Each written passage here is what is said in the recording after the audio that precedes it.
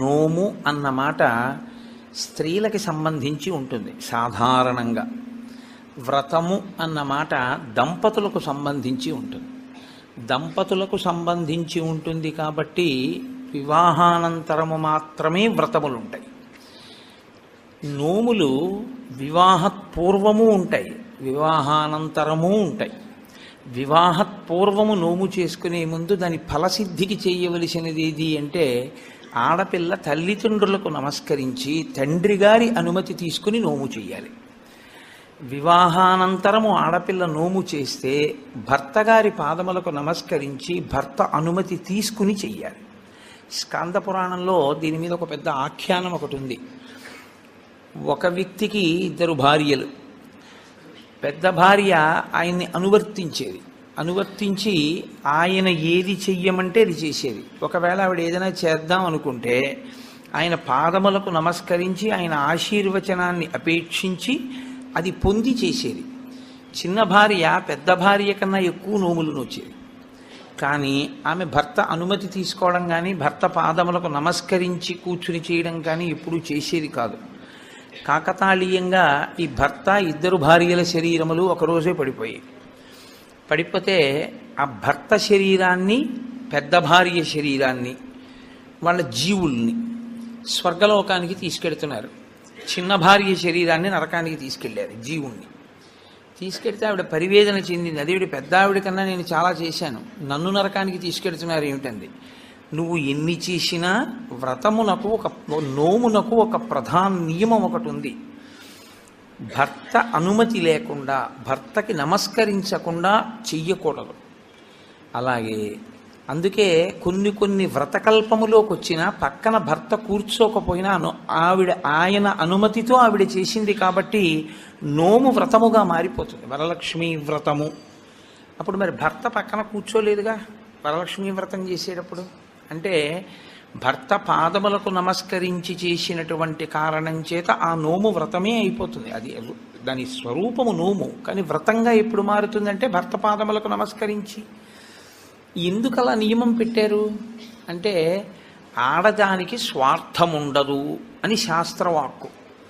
వివాహపూర్వము ఆమె ఏది చేసినా మంచి భర్త కొరకు, వివాహానంతరము ఆమె ఏమి చేసినా అత్తమామలు పుట్టింటి వారి యొక్క సౌఖ్యము కొరకు.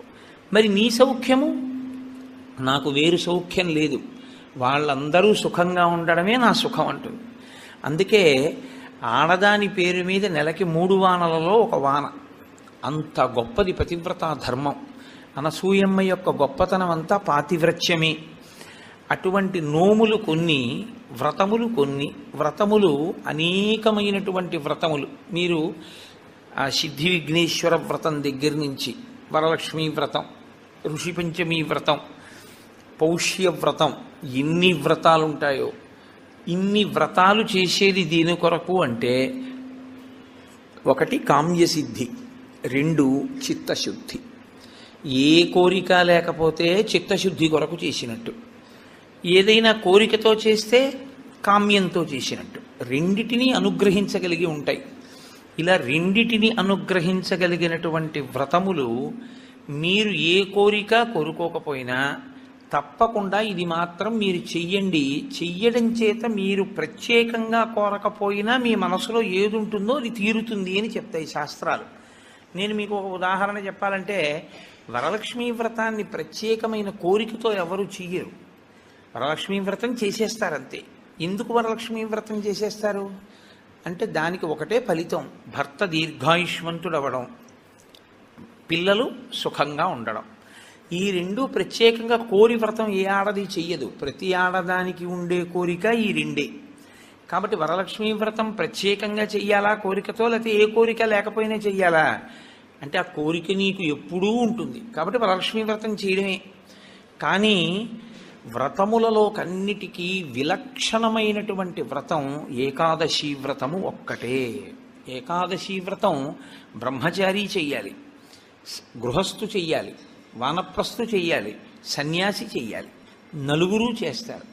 పైగా మీకు తిథుల యొక్క నిర్ణయం చేత నైమిత్తికములు అని పిలుస్తారు. తిథులు అన్ని సంప్రదాయముల వాళ్ళు ఆ తిథులు చేయరు. సుబ్రహ్మణ్య షష్ఠి వచ్చిందనుకోండి, వైష్ణవులు చెయ్యాలి అని నియమం ఏం లేదు. అలాగే మహాశివరాత్రి వచ్చిందనుకోండి, వైష్ణవులు చెయ్యాలి అని నియమం ఏం లేదు.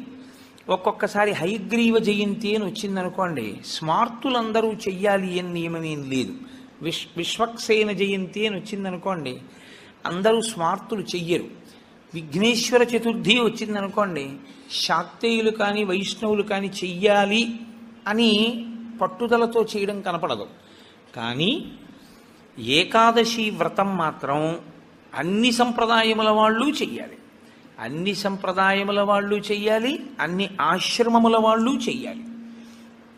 అంత గొప్ప వ్రతం ఏదైనా ఉంటే అది ఏకాదశి వ్రతం ఒకటే. ఆ ఏకాదశి ప్రతి నెలలోనూ శుక్లపక్షంలో ఒక ఏకాదశి వస్తుంది, కృష్ణపక్షంలో ఒక ఏకాదశి వస్తుంది. కాబట్టి 12 నెలలలో 12 × 2 24 ఏకాదశులు వస్తాయి. ఈ 24 ఏకాదశుల్లో ఏ ఏకాదశి నాడు వ్రతం చెయ్యాలి అంటే 24 ఏకాదశులు వ్రతం చెయ్యాలి. ఒకవేళ 24 ఏకాదశులు కాకుండా అధిక మాసం వస్తే, అధిక మాసంలోని శుక్లపక్ష కృష్ణపక్షాల్లో వచ్చేటటువంటి ఏకాదశి తిథుల యందు కూడా వ్రతం చెయ్యాలి.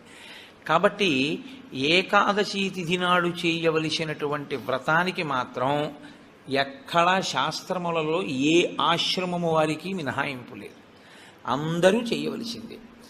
ఒక్కొక్క ఏకాదశిని ఒక్కొక్క పేరుతో పిలుస్తారు. ఉదాహరణకి పుత్రైకేకాదశి అని ఒక ఏకాదశి 24 ఏకాదశుల్లో. కానీ మనకి ప్రత్యేకించి ఈ పుష్యమాసంలో వచ్చేటటువంటి ఏకాదశి ముక్కోటి ఏకాదశి అని పిలుస్తారు. ముక్కోటి ఏకాదశి అని పిలిస్తే దాని వెనక రహస్యం ఏమిటి అసలు? ముక్కోటి ఏకాదశి అంటే 3 కోట్ల ఏకాదశి అని. పోనీ దేవతల సంఖ్య చూద్దామా, 33 కోట్లు, 3 కోట్లు కాదు. మరి ముక్కోటి ఏకాదశి అన్న పేరు అసలు ఎందుకు వచ్చింది? 3 కోట్ల ఏకాదశి అన్న పేరు రావడానికి కారణం ఏమిటి అంటే, ఏ ఏకాదశిని విడిచిపెట్టి ఉండడానికి వీలు లేనటువంటి స్థితిలో ఏకాదశి చేయకుండా జీవించేసేవాళ్ళం మనం. ఏ ఆశ్రమంలోనూ కూడా బ్రహ్మచారిగా ఉండగాను ఏకాదశి లేదు, గృహస్థుగాను ఏకాదశి లేదు. మిగిలిన 2 ఆశ్రమాల గురించి నేను మాట్లాడను, ఎందుకంటే వాటిని స్పృశించి మాట్లాడే అధికారం నాకు లేదు. కాబట్టి ఈ 2 ఆశ్రమాల్లోనూ ఏకాదశి చెయ్యట్లేదు. మరి అంత గొప్ప ఏకాదశి వ్రతాన్ని చెయ్యకపోతే పాడైపోతున్నాడు. కాబట్టి ఏ ఏకాదశి నాడు వ్రతం చేస్తే 3 కోట్ల ఏకాదశులు చేసినటువంటి ఫలితం వస్తుందో ఆ ఏకాదశికి ముక్కోటి ఏకాదశి అని పేరు. కాబట్టి 3 కోట్ల ఏకాదశులు చెయ్యడము అంటే ఈ ఉపాధితో ఉండగా చేసేవి 3 కోట్ల ఏకాదశులు ఒక్కనాటికి ఉండవు. ఈ ఉపాధి కాకుండా ఇత పూర్వం పొందినటువంటి తిర్యక్ ఉపాధులు కానీ, హీనోపాధులు కానీ, జంతువులు మొదలైనటువంటి ఉపాధులు కానీ వాటికి ఏకాదశి వ్రతం లేదు. మరి 3 కోట్ల ఏకాదశులు నువ్వు చేసినట్టు అన్న ఫలితాన్ని మీకు ఎలా ఇస్తారు అంటే, ఈ శరీరంతో 3 కోట్ల ఏకాదశులు చేయడానికి కావలసిన నాళ్ళు బ్రతకడానికి ఆయుర్దాయాన్ని ఈశ్వరుడు నీకు ఇస్తే, 3 కోట్ల ఏకాదశులు చెయ్యగలిగితే నిరంతరంగా ఎంత పెద్ద ఫలితం నీకు సంప్రాప్తిస్తుందో అంత పెద్ద ఫలితాన్ని ఈశ్వరుడు అనుగ్రహించి సంవత్సరంలో కనీసం ముక్కోటి ఏకాదశి చేసినటువంటి వాడి ఖాతాలో వేస్తాడు. అంటే నైమిత్తిక తిథిగా ముక్కోటి ఏకాదశి అంత విశేషమైనటువంటి స్థితిని పొంది ఉంటుంది. ముక్కోటి ఏకాదశి నాడు ఏం జరిగితే ఈశ్వరుడు ఈ స్థితిని ఇచ్చాడు? ముక్కోటి ఏకాదశి నాడు 2 జరిగాయి అని చెప్తారు. ఒకటి, అమృతం పాలసముద్రంలోంచి పైకొచ్చింది. 2, ముక్కోటి ఏకాదశి నాడే పరమేశ్వరుడు హాలాహలాన్ని భక్షణ చేశాడు.